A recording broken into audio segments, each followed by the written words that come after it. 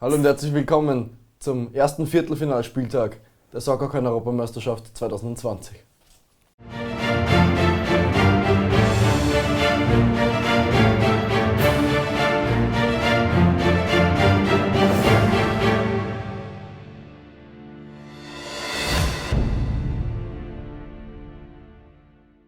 Heute darf ich wieder begrüßen in unserem Studio René Hobeck. Hallo. Servus, grüß dich. Bis jetzt spannende Partien im Achtelfinale zu sehen gewesen. Wir dürfen heute natürlich wieder dann ein paar Fahnen entfernen von unserem Topf. Bald wird unsere Pflanze kahl. Richtig, sind jetzt nicht mehr viele Mannschaften übrig. Wie findest du das? Hättest du lieber andere Mannschaften weiterlassen, also weiterkommen sehen?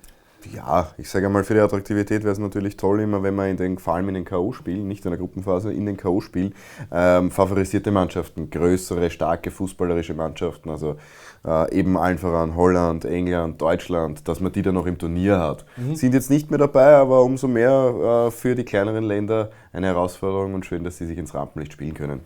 Im heutigen Spieltag haben wir zwei Spiele zu analysieren. Das erste Spiel heißt Portugal gegen Spanien, auf alle Fälle ein sehr interessantes Duell. Zwei starke Mannschaften, bis jetzt gut im Turnier durchgesetzt. Und die zweite Partie ist Irland gegen Frankreich, wenn ich mich nicht täusche, oder Belgien gegen Italien. Ich glaube Belgien gegen Italien. Dann fangen wir an mit dem ersten Spiel Portugal gegen Spanien. Sehr gerne. Hier wird sich wohl der große Bruder gegen den Kleinen durchsetzen können. Mein Tipp, Spanien. Ich bin auf deiner Seite, ich bin auch für Spanien. Aber nur knapp. 1-0. Ich tippe 2:1. 2:1. Mehr Tore, umso besser. Das ist richtig, ja, stimmt. Ja, Portugal wieder mit dem 4-3-3 bleiben, so wie sie im Achtelfinale gespielt haben. Never change a winning system. Obwohl es am Ende dann knapp wurde mit einem Tor Vorsprung, also mit dem 1:0 fürs Weiterkommen. Wieder Guedes, Silva und Ronaldo vorne, zwei Flügel mit dem Stürmer, auf Ronaldo wahrscheinlich mitgesucht in der Mitte. Und die Spanien-Aufstellung auch ein 4-3-3. Glaube ich, haben sie auch im Achtelfinale schon gespielt. Ja, in Blau heute, mal was ganz anderes bei Spanien, nicht in Rot. Das ist richtig, ja. Blau-grau sogar. Ja. Parejo, Rodri in der Mitte, Isco, Alcázar. Wer war jetzt rechts? Wieder Asensio? War auch im Achtelfinale. Sehr gut. Na Ja, gut. Ronaldo gleich mal den ersten Freistoß, vielleicht direkt. Nein. Aber eine Flanke auf Guedes, aber Guedes. die erste gute Chance für Portugal. War ein bisschen Aus leicht. jeder Position probiert es Ronaldo direkt. Probieren kann man Natürlich. Ja. Oh, der war ganz knapp an die Stange sogar. Ja. Eckball Ecke für Spanien, einmal Spanien. hoch hinein, auch eine Seltenheit bei den Spaniern. Das war Foul, wie ich gesehen habe. Als Spanien auf Rodri, schlechter Pass dann von Rodri. Jetzt Geplänkel, Sergio Busquets auf nächster Schuss für Spanien. Ja, das war auch schon die erste Hälfte, die hier zu Ende geht, ohne nennenswerte Highlights. Wir hatten, wenn man möchte, einen Torschuss, das war der Kopfball. Ja, und den der Stangenschuss, ne? Ja. Meinst du? Ja, Eckball für Portugal. Fernandes jetzt. Wir suchen natürlich sicher Ronaldo vorne. Der Kopfballstarke Ronaldo, aber Kepa fangt ihn. Wäre auch gewesen, glaube ich. Jetzt kommt Spanien, Rodrigo. Schön da ist es. Ja. Ja, Sabal, ein Einwechselspieler von Spanien, von der Bank. Der freut sich, der läuft auch gleich Richtung Bank und bedankt sich beim Trainer. Ja, ganz klar. Steht da ungedeckt und macht der Drehung, macht er den dann Macht rein. er richtig. Ein anderer probiert direkt aufs kurze Eck abzuziehen. Er dreht sich ganz kurz mit links und schlänzt ihn dann an Verteidiger am Tormann vorbei. Macht er Richtig, gut. also macht er sehr gut, ja. Und Spanien führt ziemlich Ende schon der Partie. Ja. Portugal muss jetzt auf alle Fälle 77. Minute. alles nach vorne. 1:0, ja, also Könnte schon so ausgehen für deinen Tipp, ne? Ja, Portugal muss natürlich jetzt nach vorne spielen. Ronaldo vielleicht nochmal mit einer Chance, aber so wird das nix. nein. Fernandes, wir sind in der Nachspielzeit. Letzte Chance wahrscheinlich schon im Spiel. Guerrero auf Da ist es! Ronaldo und Da ist der Ausgleich. Sehr Der stark. ist drinnen. Die geben nicht 1:1. auf. 1:1. Oder auch nicht. Ich habe es mir schon fast gedacht. Abseits ist es gewesen. Das tut natürlich ganz, ganz Das weh. möchte ich aber sehen. Stimmt das? Ganz Ja, er war knapp, ja. wirklich vorne. Das schmerzt natürlich. In der Autsch. Nachspielzeit ein Tor treffen, das 1:1 für die Verlängerung machen und dann. Das wäre ein Highlight gewesen. Hätte ich mich jetzt auch gefreut, aber hier war Ronaldo zu schnell. Ja, ist leider doch nicht 1:1 und Spanien bleibt in Führung mit 1:0. Ja gut. Und das Abseits entscheidet ja das Weiterkommen für die Spanier. Ja, aber auch fair, muss man hier sagen. Richtig, es war ein ganz klares Abseits, also kein Fehler gemacht von den Schiedsrichtern. Habe ich wohl richtig gelegen mit meinem Tipp. Guter Tipp, ja. Leider nur ein 1:0 mit wenig Toren, Das stimmt, das stimmt. aber Man Spanien muss auf kommt, den Wettschein schauen. Spanien kommt weiter hier. Ja, und die zweite Partie, was wir jetzt erwarten, ist Belgien gegen Italien. Belgien bis jetzt ohne Probleme sich durchgesetzt in dieser Europameisterschaft. Italien ein paar Problemchen in der Gruppenphase. Gerade in der schon gehabt. Gruppenphase, ja. Jetzt im Achtelfinale Elfmeterschießen gegen Nordirland. Also wir haben schon ein paar Schwierigkeiten. Also ich Du denke, sagst es. dass sich Belgien hier trotzdem durchsetzen könnte gegen Italien. Absolut richtig, bin ich bei dir. Ja. Und fangen wir an mit den Highlights.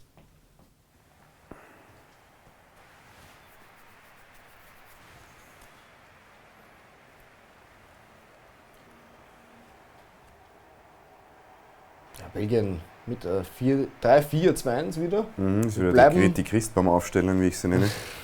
Bleiben bei ihrer Aufstellung mit den 3 Verteidigern. Und Meunier ja, nach vorne ärgerlich Rechtsverteidiger bei Paris. Und hier spielt er auf Mittelfeld. rechts Ja, Mittelfeld. nein, es ist offensiv halt. Aber wie gesagt, sofort auch um die Möglichkeit umzuschalten, wieder auf diese Fünferkette, wie wir es schon erwähnt haben. Vielleicht muss das heute sogar das ein oder andere Mal sein gegen die Italiener. Schauen Und wir mal. Italien spielt natürlich offensiver jetzt mit einem 4-3-3. Als die Belgier, ja. Also Belgien spielt auch offensiv, aber haben natürlich die Möglichkeit, Leute nach hinten zu ziehen. Sofort, ja, einfach sofort zurückzuholen. Aber ich glaube, da wird sich nichts. Starten wir mal rein. Belgien in Rot, Italien in Blau-Weiß. 7. Minute, zweite Chance für die Belgier. Belgien startet gut rein in die Partie, gut verteidigt aber von Italien. Und jetzt Hazard, der ist schnell auf dem Flügel, da fehlt der Verteidiger von Italien. In der 13. Minute Hazard, schön, chippt den in die Mitte, ist nicht die beste Option hier. Nein, wobei ich der Lukaku den Vorwurf mache, dass er nicht stehen geblieben ist. Der ist schon beim Tormann gestanden. Und Flanke, Hazard. Sah das Kopfballmonster. Ja, keine schlechte Chance für Aus der Belgien. Stange sogar. Leider kein Tor für Belgien. Und Belgien bleibt weiterhin vorne im Strafraum. Der Italiener, den muss man nicht schießen. Wieder Hazard, ja, der junge Hazard ist hier etwas übermotiviert. Und jetzt kommt vielleicht mal Italien nach vorne. Mit der Flanke findet aber keinen.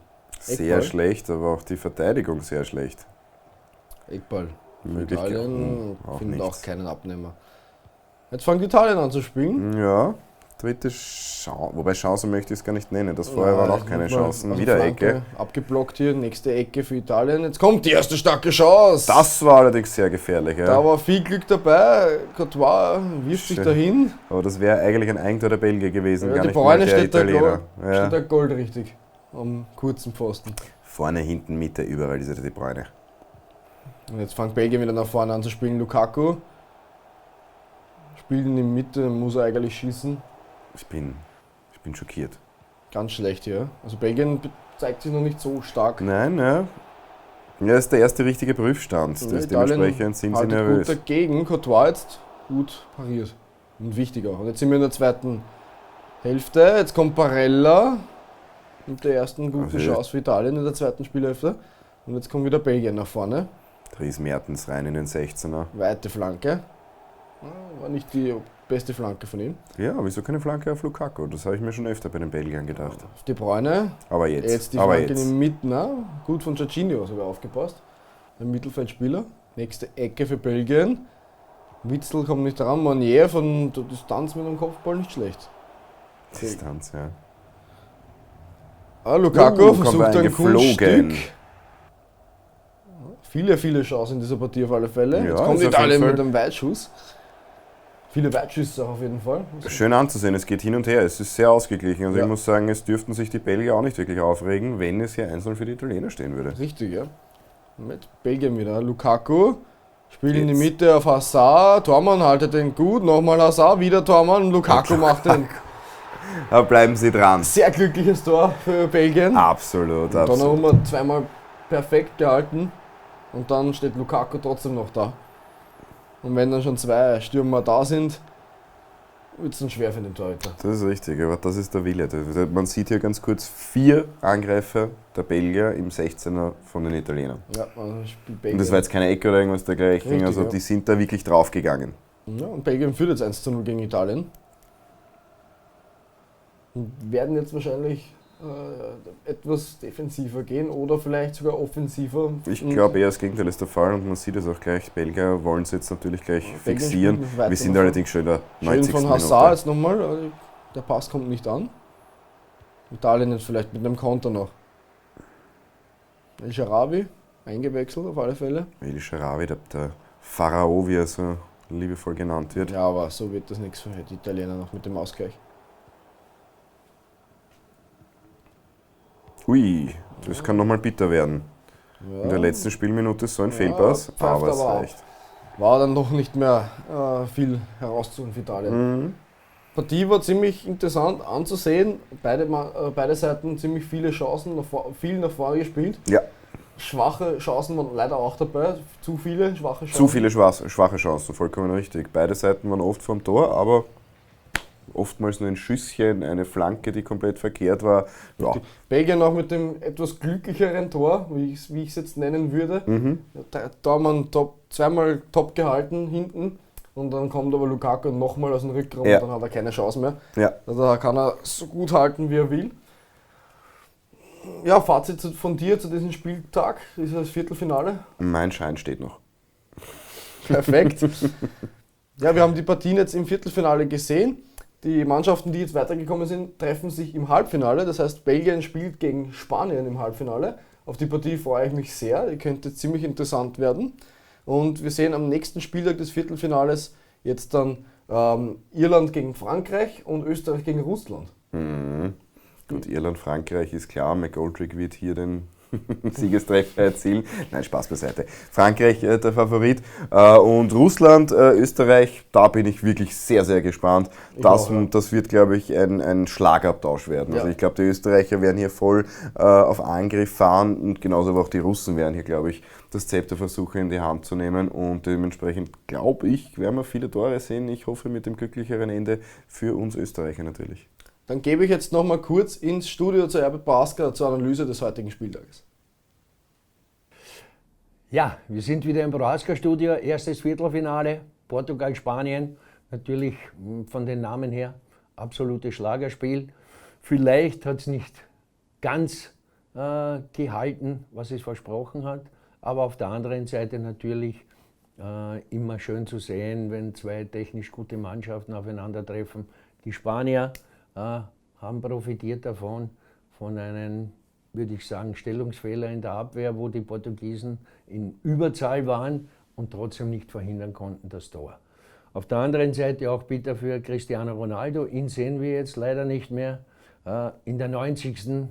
hat er den vermeintlichen Ausgleich gemacht und man hat aber dann gesehen, dass dieses Tor abseits war und auch zu Recht abseits gegeben wurde. Das heißt, der Europameister ist ausgeschieden und die Spanier bisschen glücklich weitergekommen. Ja, zweites Spiel Belgien, Italien. Natürlich jetzt meine, unter Anführungszeichen, nach den Österreichern, meine Italiener sind leider ausgeschieden. Noch dazu hat der Siegestor ein Spieler erzielt, der sein Geld bei Inter Mailand in Italien verdient. Wird schwierig werden für ihn die Rückkehr, wird er vielleicht ein paar Sympathisanten verloren haben. Aber Lukaku hat sich wieder einmal erwiesen als richtiger Brecher, Strafraumstürmer und hat dieses Tor dann auch mit seiner ganzen Klasse und Wucht geschossen. Die Italiener waren nicht in der Lage, eben hier ein Tor zu erzielen und deswegen muss man auch sagen, Belgien wieder weiter, schon im Semifinale. Vielleicht klappt es für die Belgier doch mit diesem Europameistertitel. Und nun gebe ich zurück ins Soccer Coin TV Studio. Danke Herbert für deine Analyse des heutigen Viertelfinalspieltages. Wir sehen uns dann wieder am nächsten Spieltag des Viertelfinales, zwei anderen Viertelfinalpartien. Ja, wie gesagt, Österreich wird es nicht so leicht haben. Und auf die andere Partie Irland-Frankreich freue ich mich am meisten schon. Absolut. Und verabschiede ich mich von dir wieder. Wir sehen uns am nächsten Spieltag wieder. Bis zum nächsten Mal. Und von Ihnen verabschiede ich mich natürlich auch. Tschüss. Ciao.